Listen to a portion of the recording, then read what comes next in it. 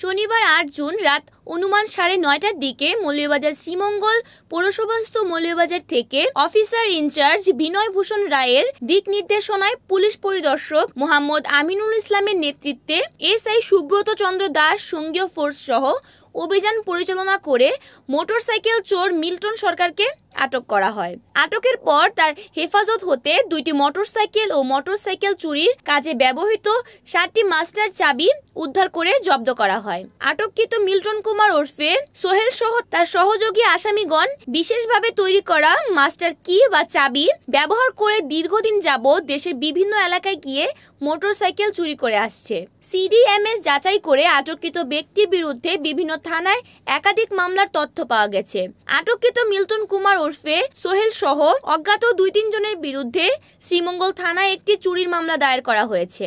এ বিষয়ে থানা police press briefing এর মাধ্যমে বিস্তারিত তুলে ধরেন। রিপোর্ট করেছেন মৌলভীবাজার প্রতিনিধি তিমির বণিক, NAN টিভি।